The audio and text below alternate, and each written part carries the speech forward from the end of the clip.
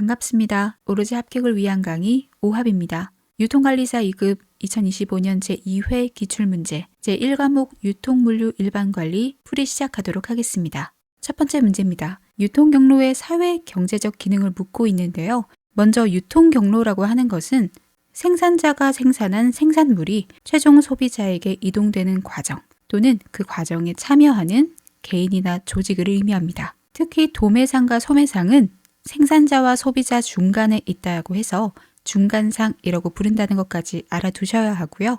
기억부터 보도록 하겠습니다. 상품의 사용가치와 경제적 효용을 높인다라고 되어 있는데요.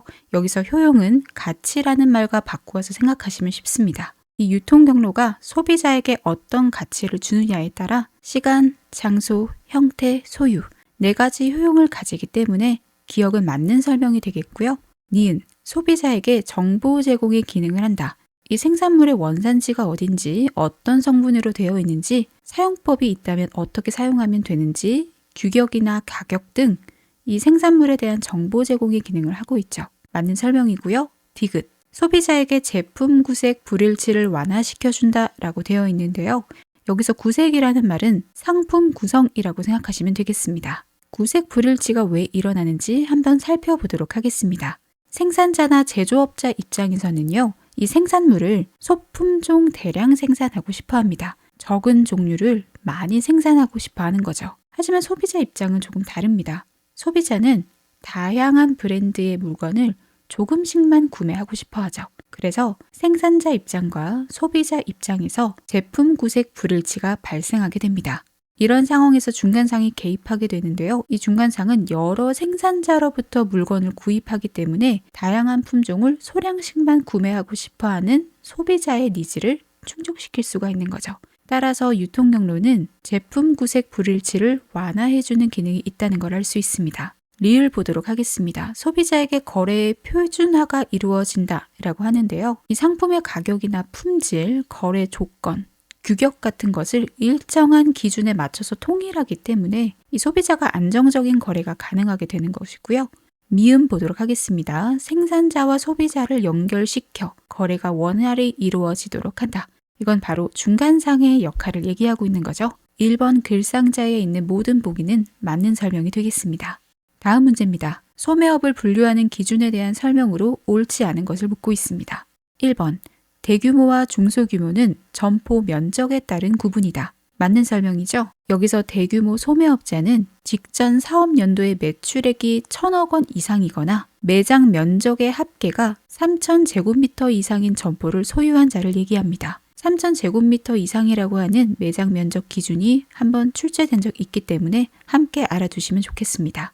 2번 제공하는 서비스 수준에 따라 완전 서비스, 한정 서비스, 셀프 서비스 등으로 구분한다. 역시 맞는 설명인데요. 이름에서도 알 수 있듯이 완전 서비스는 고객 구매 과정에서 필요한 모든 도움을 제공하는 형태입니다. 제품을 선택하거나 제품에 대한 설명 또는 포장하고 결제하는 것까지 점원이 다 담당하게 되어 있고요. 그렇기 때문에 고객 맞춤형 서비스가 가능하고 명품이나 보석 등과 같은 고가 상품을 판매하는 서비스에 적합합니다. 두 번째 한정 서비스는요. 고객의 구매 과정을 한정적으로 일부만 지원하는 형태입니다. 고객이 대부분 스스로 쇼핑을 하되 필요할 때만 점원이 도와주는 거예요. 그래서 의류라든지 가전제품을 구입할 때를 생각하시면 되겠습니다. 마지막 셀프 서비스는요. 고객이 주도적으로 모든 구매 과정을 처리해야 하는 겁니다. 고객이 주도하는 것이기 때문에 점원의 개입은 최소화가 되고요. 주로 저가 상품을 취급하는 편의점, 무인 매장 같은 경우를 생각하시면 되겠습니다. 3번 보겠습니다. 판매하는 상품의 종류에 따라 업태별 구분을 한다라고 되어 있는데 판매하는 상품의 종류에 따라 구분하는 것은 업종별 구분이라고 할 수 있고요. 대신 업태라고 하는 것은 상품을 어떻게 판매하는지 판매 방법에 따라 구분하는 방식이라고 보시면 되겠습니다. 그래서 정답은 3번이 되겠고요. 4번 경영 방식에 따라 단독점과 체인점으로 구분한다. 단독점은 개인이 단독으로 운영하는 소매점이 될 거고요. 체인점 같은 경우는 본사나 본부가 있고 이 본사나 본부의 통제 아래에서 운영되는 점포가 되겠습니다. 마지막 5번. 점포의 유무에 따라 점포 소매업, 무점포 소매업으로 구분한다. 고정되어 있는 장소, 즉 점포가 있으면 점포 소매업이 되는 것이고요. 고정된 장소, 즉 점포가 없으면 무점포 소매업이 되는 거죠. 예를 들어 온라인으로 쇼핑을 한다든가 TV 홈쇼핑, 자판기, 방문 판매 같은 경우가 이 무점포 소매업에 해당합니다. 다음 문제입니다. 경로 커버리지 전략을 선택하는 데 있어 고려해야 할 요소로 가장 옳지 않은 것을 묻고 있습니다. 먼저 유통경로 커버리지가 뭔지부터 알아야 되는 것이죠. 여기서 커버리지라고 하는 것은 범위라고 생각하시면 되겠습니다. 특정 지역에 자사 제품을 취급하는 점포를 얼마나 많이 둘 것인가, 활용할 것인가를 결정하는 걸 유통경로 커버리지 전략이라고 하고요. 이 전략을 선택할 때 어떤 부분을 고려해야 하는지를 묻고 있습니다. 1번, 취급하는 제품 유형. 당연히 중요합니다. 내가 취급하는 제품 유형이 어떤가에 따라서 전략이 달라지기 때문이에요. 편의품 같은 경우에는 제품을 누구나 이용할 수 있게 개방하는 개방적 전략을 써야 하고요. 내가 전문품을 취급하겠다라고 한다면 하나 또는 극소수의 중간상에게 독점권을 부여하는 전속적 전략을 사용해야 합니다. 만약 선매품이라고 한다면 이 개방적 전략과 전속적 전략의 중간 형태라고 볼 수 있는 선택적 전략을 사용하는 것이 유리합니다. 이번 고객 구매 행동은 1번 취급하는 제품 유형과 굉장히 밀접한 관련이 있습니다. 편의품 같은 경우에는 소비자의 구매 빈도가 굉장히 잦은 편이고요. 전문품은 시간과 제품을 소비하는 데 들이는 시간과 노력이 굉장히 많습니다. 선매품은 비교 후 선택해서 구매하는 고객들의 구매 패턴이라는 것이 있기 때문에 이 제품의 유형과 고객 구매 행동은 함께 묶어서 고려해야 하는 요소인 거죠.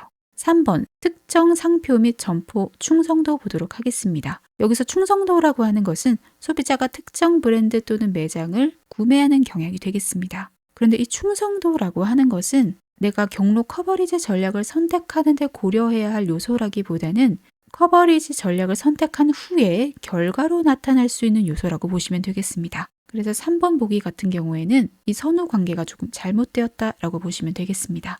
4번의 경로 통제 욕구와 5번 점포의 포화 정도는 제가 묶어서 설명드리도록 하겠습니다. 어떻게 보면 이 부분은 유통경로 커버리지 전략의 개념이라고도 볼 수 있는 부분인데요. 개방적 전략 같은 경우에는 자사 제품을 누구나 취급할 수 있도록 개방하는 것이기 때문에 이 소매상들의 포화 정도가 가장 높습니다. 그래서 일일이 소매 점포들을 통제하기가 어려울 수밖에 없습니다. 반면에 전속적 전략 같은 경우는요, 극소수의 독점권을 부여하는 형태이기 때문에 포화 정도가 가장 낮고요. 그래서 경로 통제가 쉬워집니다. 마지막으로 선택적 전략 같은 경우는 딱 중간 형태라고 보시면 되겠습니다. 점포의 포화 정도는 전속적 전략보다는 많을 거고요. 개방적 전략보다는 낮겠죠. 경로 통제 같은 경우에도 전속적 전략에 비해 상대적으로 어렵지만 개방적 전략에 비해서는 경로 통제가 쉽다라고 정리해 주시면 되겠습니다. 다음 문제입니다. 시장 점유율에 관한 설명으로 옳은 것을 묻고 있습니다. 시장 점유율이라고 하는 것은요, 특정 기업의 제품이나 서비스가 전체 시장에서 점유하는 비율, 즉 차지하는 비율이라고 보시면 되겠습니다. 기억, 순 매출에서 총 마진이 차지하는 비중이다. 시장 점유율이 아니라 총 마진율에 대한 설명이고요. 니은, 시장 점유율의 계산에 있어서 지역이나 업종은 구분하여야 한다. 이것이 바로 맞는 설명이 되겠습니다. 이 지역마다 시장의 크기가 다르기 때문에 지역 구분은 반드시 해야 하고요. 매출이 같다라고 하더라도 어떤 업종이나 제품군인지에 따라서 결과가 달라질 수 있기 때문에 업종도 구분을 해야 합니다. 여기에 더해서 기간에 따라서도 구분해서 계산할 수 있다는 거 참고로 알아두시고요. 디귿 보겠습니다. 총 시장 매출을 소매업자의 총 매출로 나누어 계산할 수 있다. 틀린 설명이고요. 시장 점유율은 소매업자의 총 매출을 특정 시장 총 매출로 나누어서 계산할 수 있습니다. 리을, 소매업자의 매출액이 특정 시장의 총 매출액 중 차지하는 비중이다. 이게 바로 맞는 설명이 되겠습니다. 그래서 옳은 것은 니은과 리을이 되겠습니다. 다음 문제입니다. 괄호 안에 들어갈 단어를 고르는 문제입니다. 사실 여기에 대한 아무런 배경 지식이 없었다 하더라도 글상자에서 나오는 인간 행동의 과학적 이해, 행동을 과학적으로 설명하여 라는 힌트가 굉장히 많기 때문에 정답을 3번 행동과학적 인사관리로 고르시는 데는 전혀 어려움이 없으셨을 거라고 생각합니다. 인사관리 관련해서는 종종 문제가 출제되기 때문에 이 보기에 나와 있는 인사관리 방법이 시대순으로 어떻게 등장했는지 키워드와 함께 간단히 정리하고 넘어가도록 하겠습니다. 가장 먼저 과학적 인사관리가 등장했습니다. 오로지 생산성을 높이는 것이 목적이었기 때문에 직무와 능률에 초점을 맞춘 인사관리가 되겠고요. 다음으로 인간관계적 인사관리가 등장합니다. 과학적 인사관리에서 다루지 않았던 인간 존중과 인간성의 중요성이 부각되면서 동기부여와 팀워크를 중시하게 되는 거죠. 그 다음으로는 과학적 인사관리와 인간관계적 인사관리를 절충하고 있는 행동과학적 인사관리가 나오게 됩니다. 인간 행동을 과학적으로 이해하려고 하면서 동기부여 관리에도 초점을 맞춘 행동과학적 인사관리가 나오게 되는 것이죠. 그 다음으로는 시스템적 인사관리인데요. 인사관리를 시스템 관점에서 하나의 전체적인 모형으로 설계하는 형태입니다. 마지막 전략적 인사관리는요. 인사관리와 경영 전략이 합쳐진 거예요. 조직의 목표를 달성하고 성과를 극대화하는 데 초점을 두고 있는 인사관리라고 보시면 되겠습니다. 다음 문제입니다. 전략적 이익 모형과 관련된 설명으로 옳은 것을 묻고 있습니다. 1번입니다.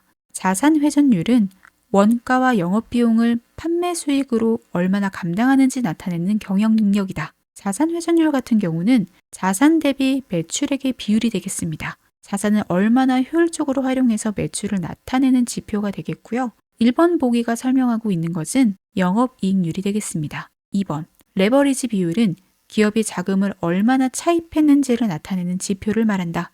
이것이 바로 맞는 설명이라 정답은 2번이 되겠고요. 여기서 레버리지는 지렛대를 의미합니다. 우리가 지렛대를 이용하면 적은 힘으로도 큰 효과를 낼 수가 있죠. 이것이 금융으로 넘어오게 되면은요. 자기 자본 외에 타인의 자본, 즉 부채를 활용해서 투자하면 더 큰 자산을 운용할 수 있고 수익을 극대화할 수 있다라고 보는 거죠.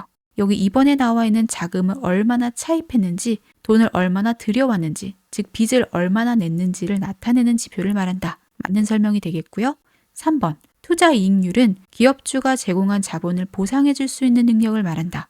투자 이익률은요, 투자에 대해서 얼마나 이익을 얻었는지 나타내는 지표가 되겠고요. 순이익을 투자 비용으로 나누어서 계산하는 지표입니다. 이 3번 보기가 설명하고 있는 것은 투자 이익률이 아니라 자기 자본 이익률이 되겠습니다. 4번, 자산 이익률은 순이익을 순매출액으로 나눈 것으로 경영 능력을 나타낸다. 자산 이익률은 순이익을 총 자산으로 나눈 것으로 자산 활용도를 나타내는 지표가 되겠고요. 4번 보기는 자산 이익률이 아니라 순이익률에 대한 설명이 되겠습니다. 마지막 5번입니다. 순이익률은 순이익을 총 자산으로 나눈 것으로 자본의 활용 능력을 보여준다. 이것이 바로 자산 이익률이 되겠죠. 다음 문제입니다. 경제적 주문량을 묻고 있는 문제인데요. 경제적 주문량은 재고의 보유 비용과 주문 비용을 최소화하는 1회 주문량이라고 보시면 되겠습니다. 경제적 주문량, 다시 말해 EOQ를 계산하는 문제는 수도 없이 많이 나왔기 때문에 이런 문제는 절대 틀리시면 안 되겠습니다. 경제적 주문량을 계산하기 위해서는요. 3가지 값을 아셔야 합니다. 1회당 주문 비용, 연간 수요량, 연간 단위 재고 유지 비용을 아셔야 되는데요. 글상자를 보니까 연간 수요량과 주문 비용은 나와 있는데 재고 유지 비용이 따로 나와 있지 않습니다. 우리가 글상자에서 활용하지 않은 재고 유지 비율과 제품 평균 단가를 이용해서 이 재고 유지 비용을 계산을 할 수가 있는데요. 이 두 값을 곱해주면 연간 단위 재고 유지 비용 3,000이라는 결과가 나오고요. EOQ 계산 공식에 맞게 값을 넣어주면 1000개라는 답이 나옵니다. 정답은 2번 되겠습니다. 다음 문제입니다. 물류 정보에 대한 설명으로 가장 옳지 않은 것을 묻고 있습니다. 1번, 물류 정보 시스템은 판매 관리에 대한 정보 시스템과는 공통된 점이 없다. 틀린 설명이 되겠습니다. 이 판매 정보라고 하는 것은 물류 수요 예측이나 배송 계획 등에 직결되는 거죠. 그렇기 때문에 물류 정보 시스템과 판매 관리 시스템 사이에는 상호 연관성이 존재할 수밖에 없습니다. 많은 분들이 사용하시는 쿠팡 로켓 배송을 예시로 한번 들어보도록 하겠습니다. 고객이 새벽 배송 상품을 구매했다라고 해볼게요. 그러면 먼저 판매 시스템에서 이 주문을 접수하고 결제를 합니다. 이 주문에 대한 정보가 자동으로 물류 시스템과 연계되어서 쿠팡 물류센터에서 재고가 있는지 없는지를 확인하게 되겠고요. 재고가 있다면 상품을 픽업하고 포장해서 새벽 배송 차량을 배송하게 됩니다. 배송이 시작되면 판매 시스템에서 고객에게 배송 알림을 전송하게 되는 거죠. 이 과정만 보시더라도 판매 시스템과 물류 시스템이 긴밀하게 연계되는 걸 보실 수 있습니다. 정답은 1번이 되겠습니다. 물류 정보에 관한 나머지 보기도 반드시 읽고 넘어가시면 되겠습니다. 다음 문제입니다. 침투 가격 전략이 적용되는 경우의 설명으로 옳지 않은 것을 묻고 있습니다. 침투 가격이라고 하는 것은요, 제품을 내놓을 때 초기에 가격을 낮게 설정해서 시장에 침투한다라고 보시면 되겠습니다. 단기간에 시장 점유율을 확대하기 위해서 이 침투 가격 전략을 사용하고요. 1번부터 보도록 하겠습니다. 시장에 경험 효과가 존재하는 경우입니다. 이 경험 효과라고 하는 것은요, 생산량이 늘게 되면 이 시간이 지나면서 노하우나 숙련도가 축적되게 되죠. 그렇기 때문에 생산 과정이 효율화될 수밖에 없고요. 그렇게 되면 단위당 생산 비용이 하락됩니다. 이런 경험 효과가 존재하는 시장이라고 한다면 처음에 낮은 가격으로 시장 점유율을 확대해서 생산량이 증가하고요. 생산 과정이 효율화되면 결국 생산 비용이 감소하면서 장기적인 우위가 확보될 수가 있죠. 그렇기 때문에 이 경험 효과가 존재하는 경우에는 침투 가격 전략이 적용될 수 있습니다. 2번, 시장에 규모의 경제가 존재하는 경우. 경험 효과처럼 규모의 경제도 생산량이 늘면 생산 비용이 하락하게 된다라고 설명하고 있는데요. 경험 효과 같은 경우는 시간이 지나면서 숙련도가 높아져서 생산성이 효율화된다라고 설명을 한다면, 규모의 경제 같은 경우에는 수작업으로 하던 걸 자동화 설비를 한다든가 고정비를 분산시키는 형태로 효율성이 증가하게 돼서 결국 생산 비용이 하락하는 경우를 얘기한다고 보시면 되겠습니다. 그래서 마찬가지로 침투 가격 전략이 적용될 수 있다라고 정리해 주시면 되겠습니다. 3번, 수요의 가격 탄력성이 크지 않은 경우 보도록 하겠습니다. 가격 탄력성이라고 하는 것은요, 가격이 변할 때 수요량이 얼마나 민감하게 변하는지를 나타내는 지표가 되겠습니다. 그래서 가격 탄력성이 크다라고 한다면 가격이 조금만 변동되어도 수요가 많이 증가할 수 있는 가능성이 있다라는 거죠. 그렇기 때문에 수요의 가격 탄력성이 크지 않은 경우가 아니라 가격 탄력성이 큰 경우에 침투 가격 전략이 적용된다라고 보시면 되겠습니다. 자, 4번 보겠습니다. 단기간에 매출액과 시장 점유율을 확보하고자 하는 경우, 이것이 바로 침투 가격 전략을 사용하는 목적이었죠. 맞는 설명이고요. 5번, 대량 판매를 통하여 높은 이익을 올릴 수 있다고 판단되는 경우, 시장의 경험 효과라든지 규모의 경제와 연관지어서 생각할 수 있는 부분입니다. 마찬가지 맞는 설명이고요. 정답은 3번 되겠습니다.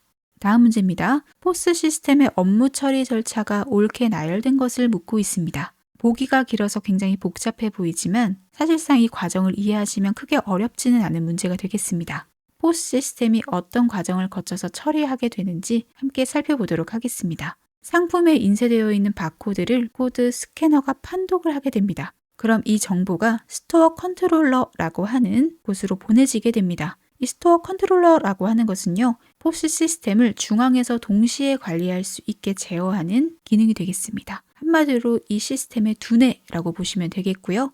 이 스토어 컨트롤러에서 정보가 송신되면 다시 이 정보가 포스 단말기로 보내지게 되고요. 이 과정에서 영수증이 발행되고 인쇄가 되게 됩니다. 이렇게 정산이 끝나게 되면요, 스토어 컨트롤러가 이 상품 판매 관련한 각종 보고서를 작성해서 정리를 하게 됩니다.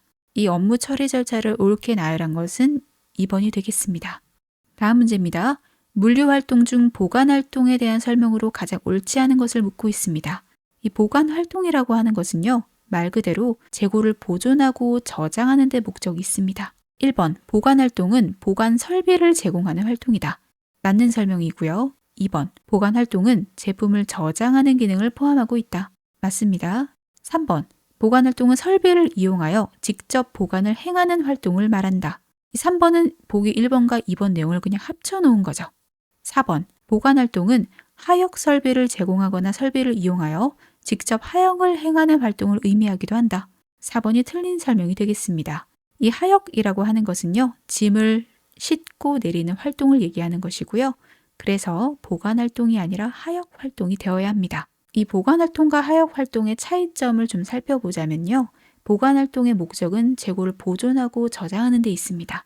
그래서 이 지속적인 상태 유지에 초점이 가 있다라고 보시면 돼요. 하지만 하역 활동은 상차하거나 하차하거나 적재하는 것처럼 물품이 이동하거나 위치가 변경되는 거죠. 그래서 적인 상태 유지가 아니라 단기간의 이동 작업에 초점이 가 있는 활동이라고 보시면 되겠습니다.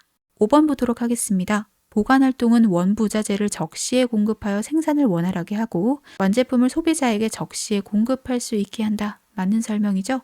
재고를 준수한 상태로 보존하고 저장해 있다가 필요한 경우 적시에 공급을 하는 겁니다. 그래서 5번도 맞는 설명이 되겠습니다. 다음 문제입니다. 포장의 유형 중 목적별 분류에 대한 설명으로 가장 옳지 않은 것을 묻고 있습니다. 1번, 상업 포장은 유통 과정에서 물품 보호 기능을 최우선으로 두고 포장한다.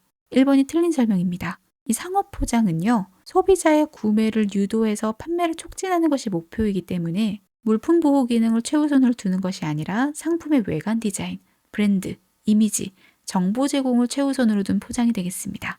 이렇게 물품을 보호하고 운송을 효율화해서 내구성, 충격 보호, 적재 편의성에 초점을 둔 포장은 상업 포장이 아니라 공업 포장이 되겠습니다. 그래서 1번이 정답이 되겠고요. 2번, 방청 포장입니다. 여기서 방은 막다, 방치하다라는 뜻이고요. 청이라는 한자를 보시면 왼쪽에는 쇠 금자가 들어가 있고요. 오른쪽에는 풀을 청이 들어가 있습니다. 즉 쇠가 푸르게 된다, 녹이 발생한다 라고 얘기를 하는 것이죠. 그래서 방청 포장은 녹이 쓰는 것을 막기 위한 포장이다. 2번 맞는 설명이고요. 3번 집합 포장은 집합은 묶는 거, 모으는 거죠. 그래서 포장 단위별로 묶어서 포장한다. 맞는 설명입니다. 4번 방습, 습기를 방지한다.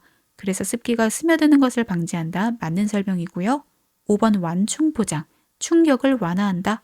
그래서 충격이 가해지는 것을 방지한다라고 해서 마찬가지 맞는 설명이 되겠습니다.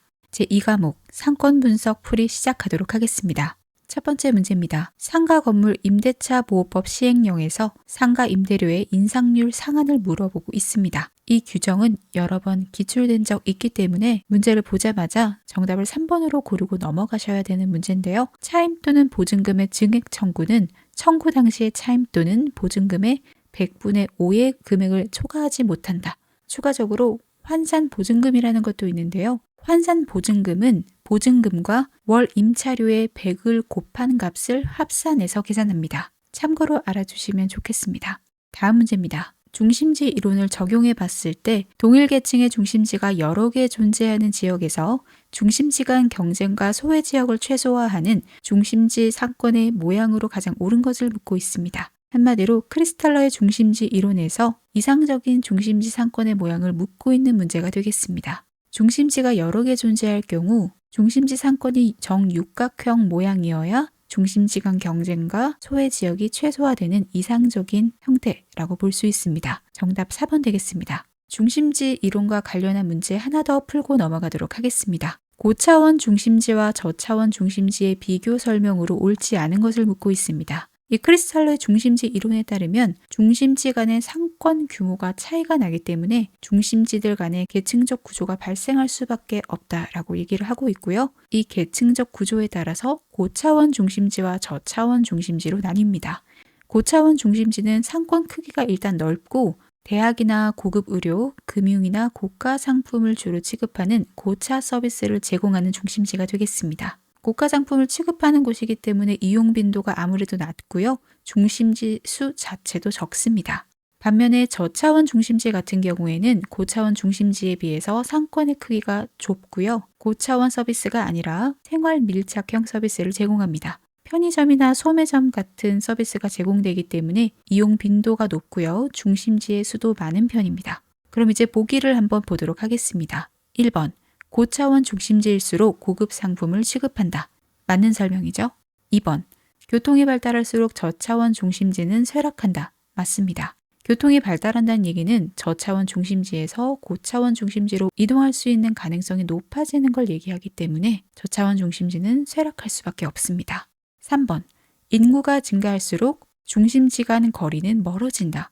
3번이 틀린 설명 되겠습니다. 어떤 서비스가 유지되려고 하면 최소 수요 인구가 필요합니다. 예를 들어서 편의점 한 개를 유지하려면 고객이 최소 200명 이상 있어야 된다라고 가정해 보도록 하겠습니다. 인구가 늘어나게 되면 유지될 수 있는 편의점 수도 늘어나게 될 거고요. 자연스럽게 중심지 수가 증가하게 됩니다. 그렇기 때문에 중심지들 사이의 거리는 좁아질 수밖에 없습니다. 그래서 3번 중심지 간 거리가 멀어진다라는 건 틀린 설명이 되겠습니다. 4번. 고차원 중심지일수록 소비자 도달거리가 커진다. 맞는 설명이 되겠습니다. 자, 여기서 도달거리라고 하는 것은요. 중심지 활동이 제공되는 공간적인 한계라고 보시면 되겠습니다. 즉, 이 중심지로부터 이 서비스가 공간적으로 어느 범위까지 제공될 수 있느냐라고 하는 것인데요. 고차원 중심지일수록 상권 크기가 넓습니다. 그래서 소비자 도달 거리가 커진다고 볼 수 있습니다. 5번입니다. 고차원 중심지일수록 소비자 이용 빈도가 낮아진다. 맞는 설명이죠. 고차 서비스를 제공하기 때문에 저차원 중심지보다는 이용 빈도가 낮습니다. 그래서 정답은 3번 되겠습니다. 다음 문제입니다. 넬슨의 입지 원칙 중에서 상호 보완 관계에 있는 점포가 서로 인접하여 있는 경우 고객 흡입력을 높일 수 있다라는 특성입니다. 이것만 봐도 정답 바로 3번 양립성을 선택해 주셔야 되는데요.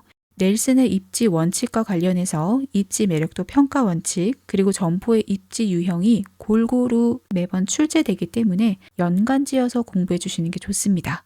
이 양립성이라고 하는 것은요. 입지 매력도 평가 원칙의 보충 가능성 원칙과 개념이 유사합니다. 상호 보완 관계에 있는 점포가 인접하면 고객 흡입력이 증가한다라는 것이죠. 나머지 보기에 있는 개념도 한번 정리해 보도록 하겠습니다. 중간 저지성 같은 경우에는요. 경쟁 점포나 기존 상업지역으로 접근하는 고객을 중간에서 차단한다라는 얘기입니다. 그래서 입지 매력도 평가 원칙의 고객 차단 원칙과 유사하다라고 볼 수 있고요.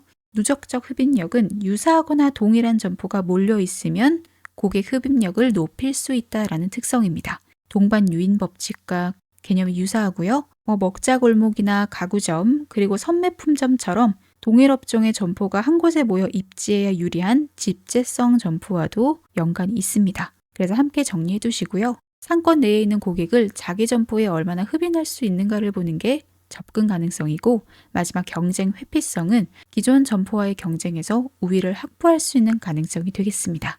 다음 문제입니다. GIS를 활용한 상권 분석과 입지 의사결정에 대한 설명으로 옳지 않은 것을 묻고 있습니다.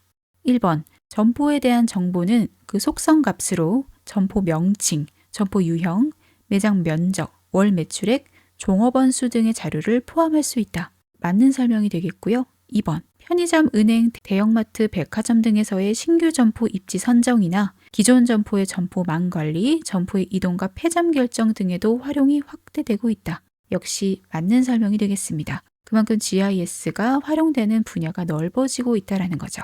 3번입니다. 각종 도로나 지하철 노선은 선 데이터로 지도에 수록하고 데이터베이스를 구축한다. 여러분들이 흔히 쓰시는 지도 어플 생각하시면 이해가 쉬우실 텐데요. 여기를 보시면 지하철이나 도로 같은 경우에는 선으로 표시되고 있죠. 그렇기 때문에 선 데이터라고 할 수 있고요. 맞는 설명이 되겠습니다. 4번, 개별 상점이나 상점가의 위치 정보, 행정구역, 토지 이용 정보는 좌표를 갖는 점 데이터로 지도에 수록한다. 언뜻 보면 맞는 설명 같지만 틀린 설명입니다. 개별 상점이나 상점가의 위치 정보는 점 데이터가 맞지만 행정구역이나 토지 이용 정보 같은 경우에는 일정 공간적인 범위를 이야기하는 것이기 때문에 점 데이터가 아니라 면 데이터로 지도에 수록합니다. 정답 4번이 되겠고요. 5번. 소매 점포를 이용하는 소비자 대상의 설문조사 자료도 지도 데이터베이스에 포함하여 보다 정밀한 상권 분석이 가능하다. 맞는 설명이 되겠습니다. 다음 문제입니다. 도시와 도시, 지역과 지역 간에 관찰할 수 있는 역외 구매 현상과 관련한 설명으로 옳지 않은 것을 묻고 있습니다. 1번, 해당 지역에 거주하는 소비자들이 외부 지역에서 구매하는 상황을 말한다. 맞는 설명이 되겠습니다. 역외 구매의 정의를 얘기하고 있고요. 아웃 쇼핑, 단어에서도 알 수 있듯이 거주하는 곳 외, 바깥에서 쇼핑을 하는 상황이 되겠습니다. 2번, IRS가 크다는 것은 거주자의 역외 구매 정도가 낮다는 것을 의미한다. IRS라고 하는 것은 소매 포화 지수가 됩니다. 특정 지역 시장에서 수요 및 공급의 현재 수준을 반영하는 척도가 되겠는데요. IRS 값이 크다라는 말은 공급보다 수요가 크다라는 얘기입니다. 예를 들어서 소비자들이 외식하고자 하는 수요는 많지만 식당의 개수가 적은 상태를 얘기합니다.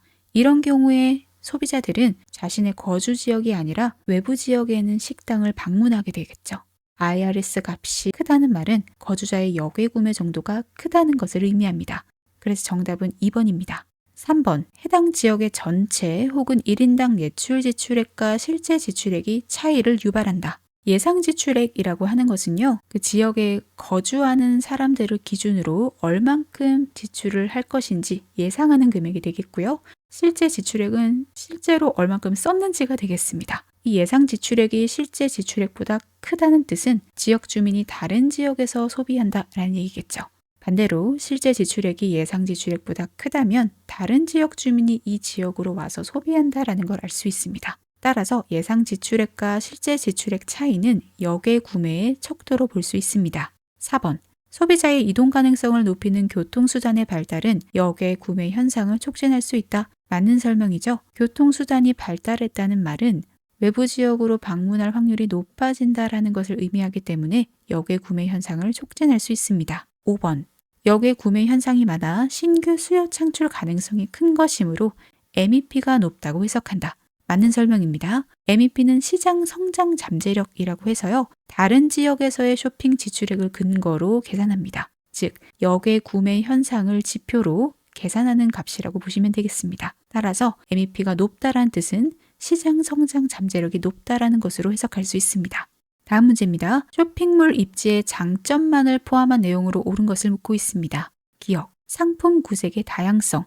맞는 설명이 되겠습니다. 여기서 상품 구색은 상품 구성이라고 보시면 되겠습니다. 쇼핑몰에 가면 정말 다양한 종류의 상품들이 갖추어져 있죠. 니은, 입점 업체의 계획적인 구성. 맞습니다. 소매상이 원한다고 해서 무조건 입점할 수 있는 것이 아니라 그 쇼핑몰의 특색이나 계획에 맞게 입점 업체를 선정해서 구성하게 되는 것이죠. 디귿, 가장 낮은 임대료. 아닙니다. 쇼핑몰 입지는 임대료가 굉장히 높은 편에 속하죠. 그래서 디귿은 틀린 설명이 되겠고요.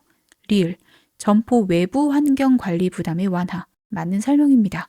이 외부 환경을 담당하는 곳이 따로 있기 때문에 그곳을 관리해야 하는 부담이 완화가 되는 거죠. 미음, 점포 운영의 자율성. 큰 쇼핑몰 안에서 입점하는 것이기 때문에 자율성이 굉장히 낮은 편입니다. 쇼핑몰은 운영 시간이나 판매 방식이 어느 정도 정해져 있죠. 그렇기 때문에 각 점포 운영의 자율성은 낮다라고 볼 수 있습니다. 그래서 정답은 2번이 되겠습니다. 다음 문제입니다. 소비자의 동선을 파악하기 위해서는 개별 통행자의 심리 상태에 대한 원리를 이해하는 것이 중요하다. 다시 말해 동선의 심리 법칙에 대한 설명으로 옳지 않은 것을 묻고 있는데요. 비교적 쉬운 문제였습니다. 동선의 심리 법칙에는요. 1번 집합의 법칙, 2번 최단거리 실현의 법칙, 3번 안전 중시의 법칙, 4번 보증 실현의 법칙 4가지밖에 없습니다. 부동선 선호의 법칙이라는 것 자체가 존재하지 않기 때문에 정답을 5번으로 빠르게 체크하고 넘어가셔야 되겠습니다. 1번에서 4번에 해당하는 내용도 반드시 학습하시고 넘어가시면 되겠습니다.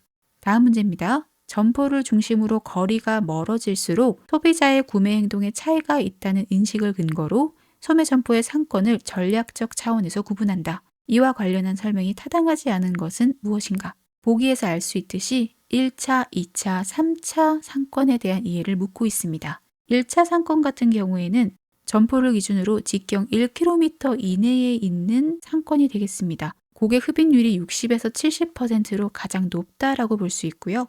2차 상권은 점포를 기준으로 직경 2km 이내이고 흡입률도 1차 상권에 비해 떨어지게 됩니다. 마지막 3차 상권은 한계 상권이라고도 이야기를 하는데요. 1차, 2차 상권보다 훨씬 더 고객 흡입률이 낮아지게 됩니다. 보기 보도록 하겠습니다. 1번. 1차 상권은 점포에서 가장 가까운 지역이며 소비자의 충성도가 높으며 상대적으로 1인당 판매액이 커서 소매점 경영의 핵심적 공간이다. 맞는 설명이 되겠습니다. 가장 흡입률이 높은 공간이 바로 1차 상권이 되겠습니다. 2번. 1차 상권은 매출액이나 소비자의 수를 기준으로 비중이 가장 크지만 그 비율에 대한 절대적 기준은 없다.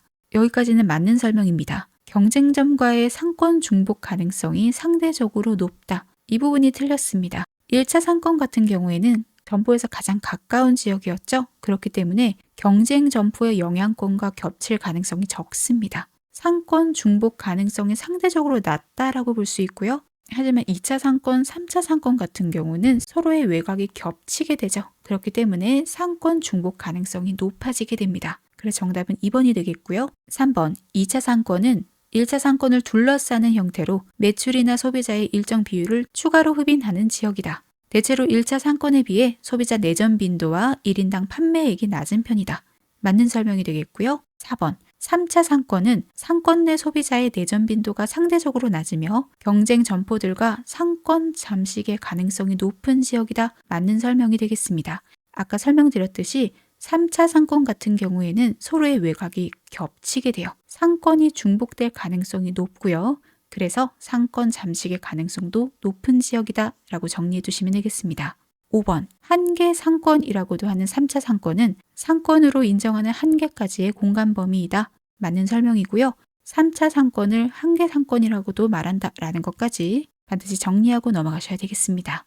제3과목 유통 마케팅 기출문제 풀이 시작하도록 하겠습니다. 첫 번째 문제입니다. 소셜미디어에 대한 설명 중 가장 옳지 않은 것을 묻고 있습니다. 아마 상식선에서 이 문제 정답을 맞춘 분들이 많을 거라고 생각되는데요. 1번부터 보도록 하겠습니다. 소셜미디어는 4대 매체인 TV, 라디오, 신문, 잡지가 아닌 블로그나 트위터, 인스타그램 등 새로운 뉴미디어를 의미한다. 맞는 설명이죠. TV, 라디오, 신문, 잡지가 매스미디어에 해당한다 라고 한다면 소셜미디어는 개인의 생각이나 경험을 서로 공유하기 위해서 사용하는 온라인상의 컨텐츠를 의미합니다.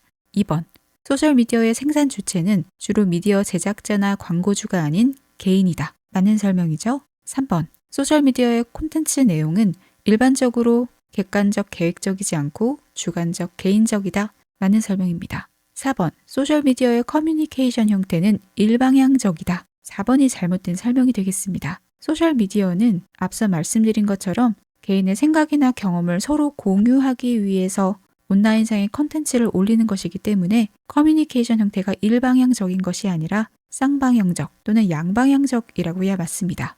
5번, 소셜미디어 컨텐츠의 소유 주체는 보통 자본가가 아닌 개인이다. 마찬가지 맞는 설명 되겠습니다. 다음 문제입니다. 거래형 마케팅과 관계형 마케팅을 비교한 내용 중에서 옳지 않은 것을 묻고 있습니다. 거래형 마케팅은 단기적 매출 상승이 목표이기 때문에 불특정 다수를 대상으로 일회성 구매를 유도하는 마케팅입니다. 그래서 특정 거래처와의 거래 경험의 중요성이 상대적으로 낮습니다. 반면에 관계형 마케팅은 관계라는 말에서도 알 수 있듯이 충성도를 높이는 것이 목적이기 때문에 거래 경험의 중요성이 높다고 볼 수 있습니다. 그럼 1번 보도록 하겠습니다. 거래형 마케팅은 특정 거래처와의 거래 경험의 중요성이 높지만 관계형 마케팅은 거래 경험의 중요성이 낮다. 틀린 설명입니다. 거래 마케팅은 일회성 구매를 유도하기 때문에 특정 거래처와의 거래 경험의 중요성이 낮지만 관계형 마케팅은 거래 경험의 중요성이 높다고 되어야 맞는 설명입니다. 2번, 거래형 마케팅은 시장 점유율을 중시한다면 관계형 마케팅은 고객 점유율을 중시한다. 맞는 설명이 되겠고요. 3번, 거래형 마케팅은 거래처에 대한 상대적 의존도가 낮지만 관계형 마케팅은 상대적 의존도가 높다. 맞는 설명이죠. 관계형 마케팅은 장기적으로 고객 관계 유지가 목표이기 때문에 거래처에 대한 상대적 의존도가 높습니다. 4번, 거래형 마케팅은 잠재 거래선이 다수이지만 관계형 마케팅은 잠재 거래선이 소수이다. 맞는 설명입니다. 거래형 마케팅은 불특정 다수를 대상으로 신규 고객을 유치하는 데 집중되어 있는 마케팅이기 때문에 잠재 거래선이 다수라는 설명이 맞는 설명이 되겠습니다. 5번, 거래형 마케팅은 거래처에 대한 신뢰의 정도가 낮지만 관계형 마케팅은 신뢰의 정도가 높다. 맞는 설명이 되겠습니다. 다음 문제입니다. 머천다이징은 좁은 의미 또는 넓은 의미로 정의할 수 있다. 좁은 의미의 머천다이징의 정의로서 가장 옳은 것을 묻고 있습니다. 머천다이징의 개념을 제대로 알고 계신 분이면 쉽게 맞힐 수 있는 문제가 되겠습니다. 머천다이징이라고 하는 것은 좁은 의미로는 상품화 계획이 되겠습니다. 상품을 매장에 어떻게 진열할 것인가. 다시 말해 디스플레이 계획이 바로 머천다이징의 좁은 의미가 되겠죠. 그래서 정답은 1번 상품 계획 수립이 됩니다. 참고로 넓은 의미도 함께 살펴보도록 하겠습니다. 생산된 제품이 유통 매장에 도착해서 소비자에게 판매되기까지 모든 과정을 일컫습니다. 참고로 알아두시길 바랍니다. 다음 문제입니다. 수명 주기 차이 때문에 상품별로 구매 계획 수립의 용이성이 다르다. 다음 중 구매 계획 수립의 용이성이 가장 높은 상품 유형으로 옳은 것을 묻고 있습니다. 한마디로 어떤 상품이 구매 계획을 세우기에 쉬운가, 수월한가를 묻고 있습니다. 정답은 4번 지속성 상품이 되겠는데요. 냉장고나 자동차, TV처럼 제품의 수명이 길고 한 번 사면 사용 기간이 긴 제품이 되겠습니다. 이런 경우 구매 계획을 세우기가 쉬워지는 거죠. 나머지 보기에 있는 상품도 기출된 적 있기 때문에 간단하게 개념을 정리하고 넘어가도록 하겠습니다. 일시성 상품은 특정 시점이나 단기간에만 수요가 발생하는 상품입니다. 이벤트나 축제용품 생각하시면 되겠고요. 계절성 상품은 계절의 변화에 따라 수요가 주기적으로 변하는 경우입니다. 빙수기는 여름에 많이 팔릴 것이고요. 난로는 겨울에 많이 팔리겠죠. 이런 상품을 계절성 상품이라고 하고요. 유행에 따라 수요의 급등과 급락이 빠른 상품을 유행성 상품이라고 합니다. 한때 우리나라를 강타했던 포켓몬빵이나 허니버터칩 같은 상품 생각하시면 되겠습니다. 마지막 비상용 상품은 말 그대로 위급 상황이나 돌발 상황에 수요가 발생하는 상품입니다. 구급약이나 코로나 때 갑자기 수요가 급증하였던 방역 마스크 같은 거 생각하시면 되겠습니다. 다음 문제입니다. 가격에 대한 설명으로 옳은 것을 묻고 있습니다.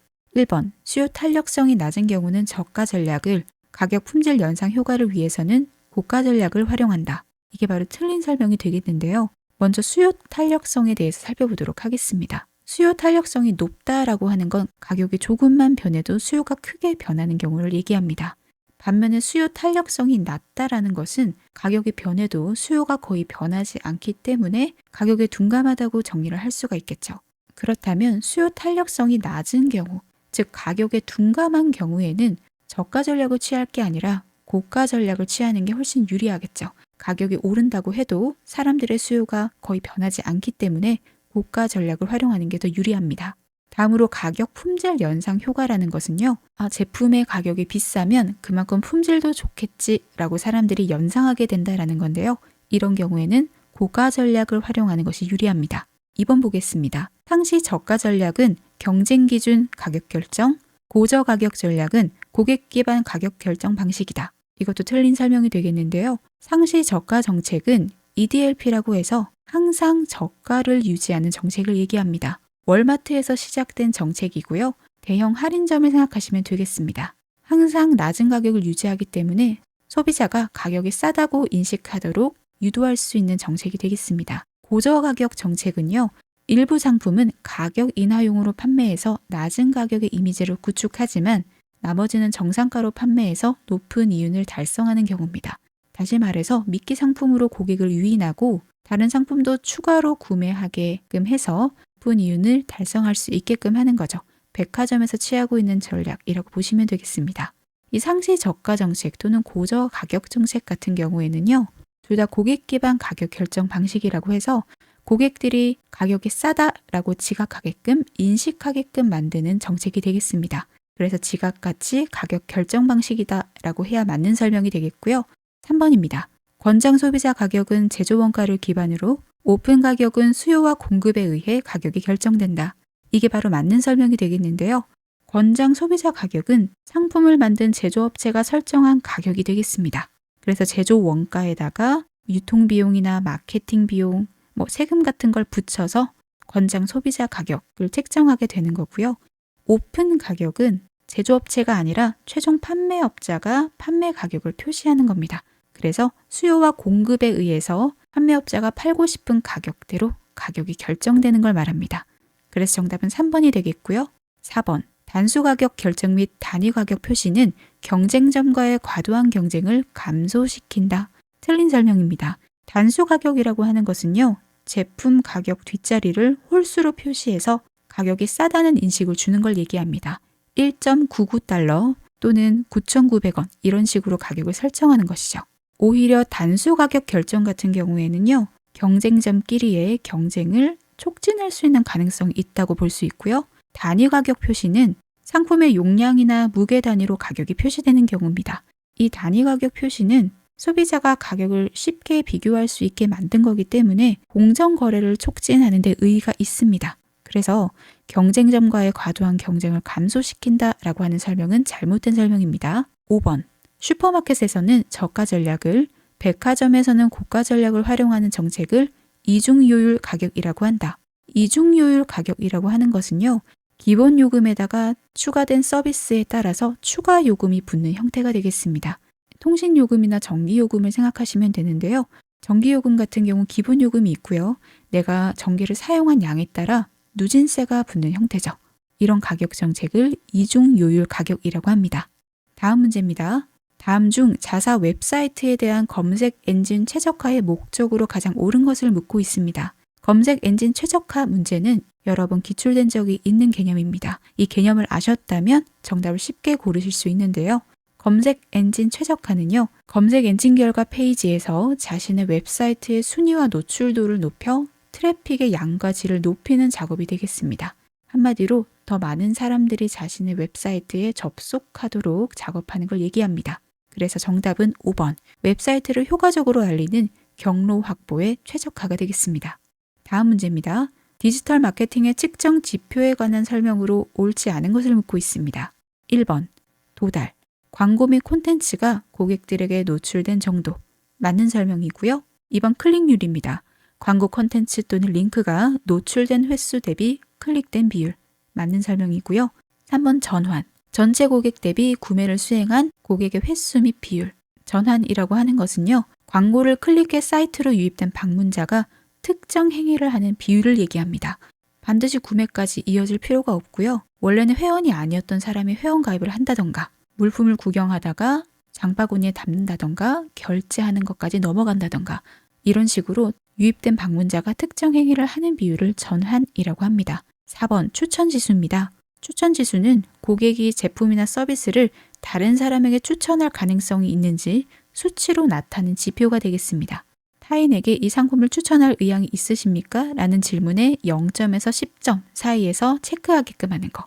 이것이 바로 추천 지수라고 보시면 되겠고요.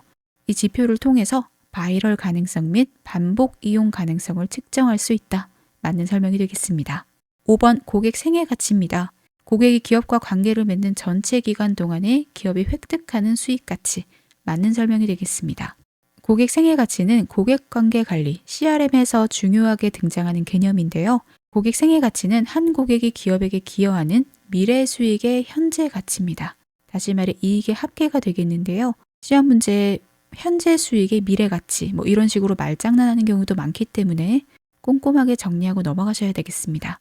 다음 문제입니다. 표본 추출 방법을 묻고 있는 문제가 되겠습니다. 각 표본들이 동일하게 선택될 확률을 가지도록 선정된 표본 프레임 안에서 각 표본 단위들을 난수표 및 컴퓨터 프로그램 등을 통해 무작위로 추출하는 방법이다. 이것은 2번 단순 무작위 표본 추출을 설명하고 있는데요. 문제 자체는 굉장히 쉽게 출제되었지만 나머지 추출 방법들의 개념도 알고 계셔야 되기 때문에 하나씩 정리하고 넘어가겠습니다.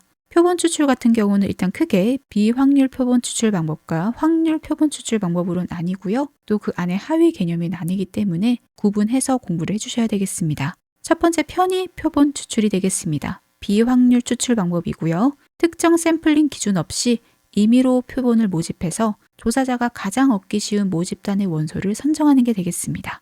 두 번째 판단 표본 추출은요. 마찬가지 비확률 추출 방법이고요. 조사하고자 하는 모집단을 전형적으로 대표하는 것으로 판단되는 사례를 선정하는 겁니다. 예를 들어 경제 전망에 대한 면접 조사를 하기로 했다면 경제 부문의 전문가를 선별해서 면접 조사에 참여하게끔 하는 거죠. 이게 바로 판단 표본 추출이 됩니다. 다음으로 할당 표본 추출은요. 비확률 표본 추출 방법으로 몇 개의 범주 각각에서 사전에 결정된 수만큼 표본을 추출하는 방법이 되겠고요. 마지막 칭화 표본 추출은 확률 표본 추출 방법으로 조사자가 모집단을 상호 배타적인 집단으로 나누고 그 중에서 무작위로 표본을 추출하는 방법이 되겠습니다. 마지막 문제입니다. CRM 도입의 기대 효과를 묻고 있는 문제가 되겠는데요. 신규 고객을 확보하는 것보다 기존 고객을 유지하고 관리하는 것이 비용 면에서 효율적이다라는 걸 알게 되면서 이 CRM이 도입되게 되었는데요. 고객과의 지속적인 관계를 발전시켜 고객 생애 가치를 극대화하는 것에 목적을 두고 있습니다. 그렇기 때문에 이 고객과의 지속적 관계 발전을 위해서 고객 데이터나 정보를 수집하고 분석하고 통합해서 각 고객에게 맞는 맞춤형 마케팅 활동을 전개하는 것이 바로 고객관계 관리가 되겠습니다. 보기 1번부터 보도록 하겠습니다. 고객 니즈에 맞는 최적의 채널을 제공하고 거래 비용을 최소화할 수 있는 채널로 고객을 유도하게 한다. 맞는 설명이 되겠죠? 개별 고객 특성에 기초한 마케팅 활동을 하는 것이기 때문에 1번 보기 맞는 설명이 되겠습니다. 2번, 고객 행위에 대한 깊은 이해를 기반으로 고객 만족을 높임으로써 고객 충성도 및 고객 유지율을 향상시킬 수 있다. 맞는 설명이죠. 이 고객 충성도가 올라가면 그만큼 지속적 관계가 발전이 될 거고 따라서 고객 생애 가치도 극대화되게 됩니다. 맞는 설명이 되겠습니다. 3번, 고객 니즈의 변화를 파악하여 이에 대응하는 상품 개발을 할 수 있다. 맞는 설명이고요. 4번, 고객 점유율보다는 시장 점유율에 중점을 둔다. 틀린 설명이 되겠습니다. 애초에 CRM이 도입된 배경을 보면 신규 고객을 확보하는 것보다 기존 고객을 유지하는 것이 효율적이다 라는 것이기 때문에 시장 점유율보다는 고객 점유율에 중점을 둔다 라고 해야 맞는 설명이 되겠습니다. 정답 4번이 되겠고요. 5번입니다. 신규 고객을 유치하고 기존 고객을 활성화하여 평생 고객화함으로써 고객 생애에 걸쳐 높은 수익성을 유지하고 새로운 시장 기회를 포착할 수 있다. 맞는 설명이 되겠죠. 고객 생애에 걸쳐 높은 수익성, 이게 바로 고객 생애 가치가 되겠습니다. 제4과목 유통정보 기출문제 풀이 시작하도록 하겠습니다. 첫 번째 문제입니다. 빅데이터에 대한 설명으로 옳지 않은 것을 묻고 있습니다. 기억, 과거에는 비정형 데이터의 활용을 강조하였으나 최근에는 정형 데이터의 활용을 강조한다. 먼저 정형 데이터라고 하는 것은요, 고정된 형태가 있고 연산이 가능한 데이터를 얘기합니다. 예를 들어 관계형 데이터베이스나 스프레드시트 생각하시면 되고요. 비정형 데이터 같은 경우에는 고정된 형태가 없고 연산도 불가능한 데이터가 되겠습니다. 이미지, 음성, 문서와 같은 데이터가 비정형 데이터에 속합니다. 과거에는 수치로 계산할 수 있는 정형 데이터 활용이 강조되었습니다. 재고나 매출 같은 것을 파악하는 데 도움이 됐기 때문이죠. 하지만 이 정형 데이터 값에는 고객의 의도나 감정을 파악할 수가 없고 최근에는 디지털 정보가 급증하게 되면서 정형 데이터로는 파악할 수 없는 인사이트를 비정형 데이터가 제공하고 있기 때문에 과거에는 정형 데이터의 활용을 강조하였으나 최근에는 비정형 데이터의 활용을 강조한다 라고 해야 맞는 설명이 되겠습니다. 니은 보겠습니다. 빅데이터 분석에서 빅데이터는 분석 결과의 정확도를 떨어뜨리기 때문에 데이터 전처리 과정이 매우 중요하다. 맞는 설명이 되겠는데요. 빅데이터의 특성 중 하나는 규모가 크다. 쉽게 말해 정보의 양이 굉장히 많다라는 것이 특징입니다. 그래서 빅데이터 자체로는 오류가 발생할 수도 있고요. 중복이 많을 수도 있어요. 그렇기 때문에 데이터를 정제하고 통합하고 변환하는 데이터 전처리 과정을 거쳐야 분석 결과의 정확도를 높일 수 있습니다. 디귿입니다. 대표적인 비정형 데이터 유형에는 텍스트, 오디오, 숫자 등이 있다. 텍스트, 오디오는 비정형 데이터가 맞지만 숫자는 정형 데이터에 속합니다. 그래서 틀린 설명이 되겠고요. 리을, 더그레이니가 빅데이터를 설명하기 위해 제시한 3대 특징은 크기, 속도, 가치이다. 틀린 설명이 되겠습니다. 이 리을 보기의 설명은 3대 특성과 5대 특성을 섞어서 출제를 한 경우가 되겠습니다. 3대 특징은 크기, 속도, 다양성이 되겠고요. 이 3대 특징의 두 가지 요소, 정확성과 가치를 더해서 5대 특징으로 분류하기도 하기 때문에 이 두 가지를 섞어서 출제한 경우가 되겠습니다. 5대 특성까지 묶어서 정리해 주시는 게 좋겠습니다. 마지막 보기입니다. 빅데이터 분석에서 인공지능 기술의 활용은 보다 정확한 데이터 분석을 가능하게 한다. 맞는 설명이 되겠습니다. 다음 문제입니다. 상품 식별 코드에 관한 설명으로 옳지 않은 것을 묻고 있습니다. 이 사진을 보시면요. 이 8로 시작하는 숫자 코드가 보이실 겁니다. 이게 바로 상품 식별 코드가 되겠고요. 이 숫자 코드가 막대 모양의 바코드 심벌에 입력되는 형태라고 보시면 되겠습니다. 1번, 표준 상품 식별 코드는 상품을 식별하기 위한 상품 고유의 번호이다. 맞는 설명이 되겠고요. 2번, 표준 상품 식별 코드가 바코드에 입력되면 GS1 표준 바코드가 만들어진다. 마찬가지 맞는 설명이 되겠고요. 3번, 바코드는 식별 코드를 기계가 읽을 수 있도록 막대 모양으로 표현한 것이다. 바코드 심벌을 설명하고 있는 보기가 되겠고요. 4번, 상품 식별 코드만으로도 해당 상품의 상품명, 가격 등의 정보를 알 수 있다. 틀린 설명이 되겠습니다. 상품 식별 코드만으로는 해당 상품의 상품명, 가격 등의 정보를 알 수가 없습니다. 그렇다면 이 해당 정보를 어떻게 알 수 있을까요? 스캐너가 바코드를 인식하게 되면 이 데이터베이스를 조회해서 코드에 매칭되는, 코드에 해당하는 정보를 불러옴으로써 정보를 알 수 있게 되는 겁니다. 5번, 식별 코드는 주민등록번호나 자동차 등록번호 등과 같이 사물 또는 사물의 식별을 위한 번호 체계이다. 맞는 설명되겠습니다. 상품을 구별하기 위해서 만든 번호 체계라고 보시면 되겠습니다. 다음 문제입니다. 데이터 3법에 해당하는 것을 고르는 문제인데요. 데이터 3법은 보기로 기출이 된 적이 있는 개념이 되겠습니다. 데이터 3법은 개인정보보호법, 정보통신망법, 신용정보법이 있고요. 기출문제 분석을 꼼꼼하게 하셨던 분들이라면 이 문제는 굉장히 빠른 시간 안에 정답을 맞히고 넘어갈 수 있는 문제가 되겠습니다. 정답은 4번 되겠습니다. 다음 문제입니다. 아래 글상자에서 설명하는 내용으로 옳은 것을 묻고 있습니다. 모자이크 무늬의 바코드를 말하며 스캔 애플리케이션을 통하여 카메라로 손쉽게 인식이 가능해 고객의 즉각적인 참여를 유도하고 반응을 이끌어낼 수 있다. 1번 QR코드에 관한 설명이 되겠습니다. 실생활에서 많이 볼 수 있는 2차원 바코드이기 때문에 쉽게 문제를 맞히셨을 거라고 생각하고요. 나머지 보기들은 뭔지 정리하고 넘어가도록 하겠습니다. ITF14와 GTIN14는 서로 밀접한 연관이 있다고 보시면 되겠습니다. 이 숫자 코드에 해당하는 것이 GTIN14가 되겠고요. 이것이 입력되는 바코드 심벌이 ITF14 바코드가 되겠습니다. 일반 소매점의 포스에서 계산되는 상품이 아니라 물류 단위에만 부여되는 코드가 되겠습니다. 여러 번 출제된 적이 있는 바코드이기 때문에 반드시 알아두셔야 되고요. GS1118 같은 경우도 1차원 바코드가 되겠는데요. 마찬가지 물류 단위에 사용하고 상품 이력 추적에 용이한 바코드가 되겠습니다. 다음으로 GS1 데이터바는 주로 소매품, 그 중에서도 신선식품에 부착되는 바코드라고 정리해 두시면 되겠습니다. 다음 문제입니다. A사는 전문업체인 B사를 선정하여 유통정보 시스템을 구축하고자 한다. 다음 중 사업 착수 후 분석 단계에서 실행되는 활동으로 가장 옳은 것은 무엇인지 묻고 있습니다. 유통정보 시스템을 구축하는 과정은요. 기획 및 분석, 설계, 개발, 테스팅, 적용 또는 구현으로 나뉠 수가 있습니다. 여기서 기획 및 분석 단계에서 할 수 있는 것을 묻고 있는데 정답은 5번 요구사항 정의가 되겠습니다. 이 요구사항 정의라고 하는 것은 이 시스템이 누구를 대상으로 하고 있는지, 즉 사용자가 누구인지, 어떤 내용을 넣고 이것을 어떻게 구현할 것인지를 명확하게 정리하는 단계라고 보시면 되겠고요. 이 과정을 통해서 시스템의 방향을 설정하게 됩니다. 1번 단위 테스트 수행은 테스팅 단계에서 실시하고요. 2번 데이터베이스 설계는 설계 단계, 3번 사용자 매뉴얼 작성은 적용, 4번 인수테스트 수행은 테스팅 단계에서 거친다라고 보시면 되겠습니다. 다음 문제입니다. 고객 충성도 프로그램에 대한 설명으로 옳지 않은 것을 묻고 있습니다.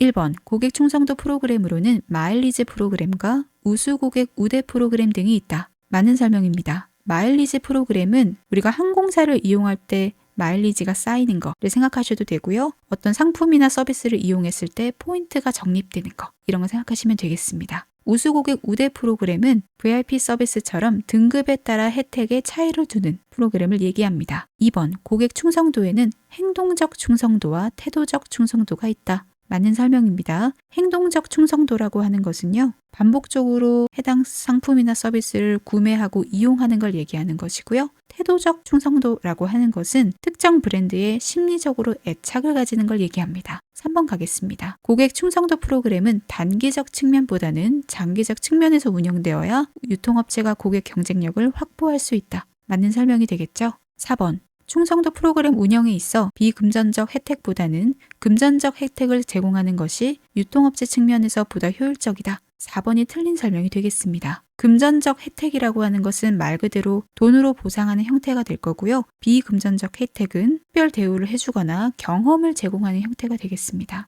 이 금전적 혜택 또는 비금전적 혜택은 둘 다 각각의 장점이 있기 때문에 모두 중요하다라고 볼 수 있고요. 고객의 니즈에 따라서 적절한 조합으로 제공하는 것이 효율적입니다. 그래서 정답은 4번이고요. 5번 각종 혜택을 통해 경쟁업체가 아닌 자사를 이용하도록 브랜드 충성도를 강화시킨다. 맞는 설명이 되겠습니다. 다음 문제입니다. 전자상거래 시스템 내에서 구현해야 할 보안 요건들 중 아래 글상자에서 설명하는 것으로 옳은 것을 묻고 있습니다. 데이터가 완전하고 정확하며 전송 도중에 위조 변조되는 것을 방지하는 것. 이것은 3번 무결성에 관한 설명이 되겠습니다. 데이터에 결점이 없는, 흠이 없는 것을 얘기하는 거죠. 무결성이 되겠고요. 1번 인증은 정보를 보내오는 사람의 신원을 확인하는 게 되겠습니다. 2번 기밀성은요. 권한이 있는 사람만 접근이 가능하도록 하는 것이고요. 4번 복호화는 암호화된 데이터를 원래의 평문 형태로 되돌리는 과정을 얘기합니다. 마지막 부인 방지는요. 정보 교환 및 거래 사실의 부인을 방지하는 것으로 예를 들어 전자서면 같은 것들이 있습니다. 다음 문제입니다. 유통업체에서 고객관계 관리 시스템의 활용에 대한 설명으로 옳지 않은 것을 묻고 있습니다. 1번 고객관계관리 시스템을 위한 데이터 기반을 구축할 때는 일반적으로 우선 데이터마트를 구축한 다음 데이터 웨어하우스를 구축한다.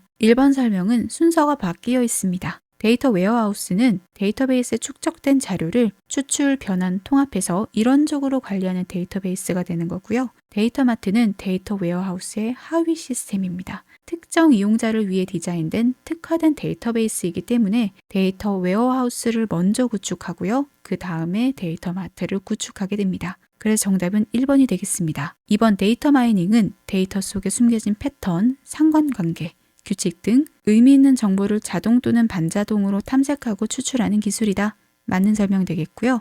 3번 최근 고객관계 관리를 위해 고객 정보를 분석하는 데 있어 인공지능과 같은 첨단 기술 활용이 확대되는 추세이다. 역시 맞는 설명입니다. 4번 고객관계 관리 시스템은 마케팅, 서비스, 영업 부분 등 다양한 부분에서 적극적으로 활용되고 있다. 맞는 설명이고요. 마지막 5번입니다. 고객관계 관리 시스템은 고객 정보 분석을 통해 교차 판매와 상향 판매와 같은 판매 전략 수립을 지원한다. 역시 맞는 설명인데요. 이 CRM의 대표적인 마케팅 활동인 교차 판매와 상향 판매가 무엇인지 정리하고 넘어가도록 하겠습니다. 교차 판매는요, 고객이 선호할 만한 추가 제안을 통해서 다른 제품을 추가 구입하게 유도하는 것이 되겠습니다. 예를 들어서 고객이 카메라를 구입하게 된다면 렌즈나 필름을 추가적으로 제안해서 추가 구매를 유도하는 것이 되겠습니다. 상향 판매는 업셀링이라고도 하는데요. 고객이 희망하는 제품보다 단가가 높은 제품을 구입하도록 유도하는 것을 얘기합니다. 다음 문제입니다. 쇼루밍과 역쇼루밍에 대한 설명으로 가장 옳지 않은 것을 묻고 있습니다.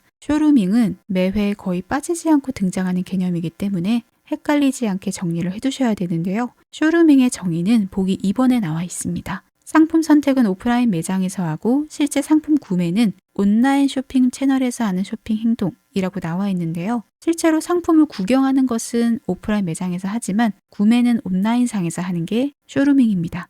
그렇다면 역쇼루밍은 그 반대가 되겠죠. 보기 1번을 보시면 역쇼루밍은 온라인 쇼핑 채널에서 상품을 선택한 후에 오프라인 쇼핑 매장에서 상품을 구입하는 행동을 의미한다. 보기 1번, 2번 다 맞는 설명이고요.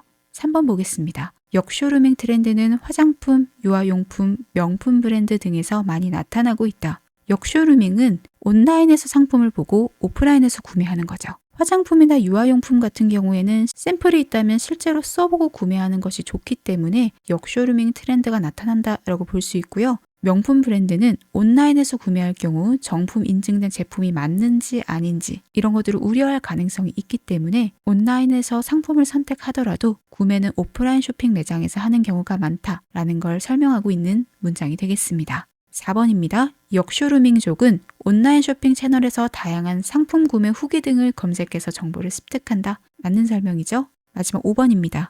쇼루밍족과 역쇼루밍족의 등장은 온라인과 오프라인 쇼핑 채널의 경계를 무너뜨리면서 유통업계의 크로스 채널 구축을 방해하고 있다. 5번이 틀린 설명이 되겠습니다. 크로스 채널은 고객이 온라인과 오프라인 등 여러 유통 채널을 넘나들며 이용하는 걸 얘기하는 건데요. 이 쇼루밍과 역쇼루밍은 바로 크로스 채널의 대표적인 예라고 보시면 되겠습니다. 그래서 유통업계 크로스 채널의 구축을 촉진하고 있다라고 바꿔줘야 맞는 설명이 되겠고요. 크로스 채널의 다른 예시를 한번 살펴보자면 온라인에서 구입한 상품을 오프라인 매장에서 반품하거나 교환하는 것, 통합 멤버십이나 포인트 시스템 역시 이 크로스 채널에 해당한다라고 보시면 되겠습니다. 이상 제4과목 유통정보 기출문제 풀이가 모두 끝났습니다. 학습자분들 모두 고생 많으셨습니다.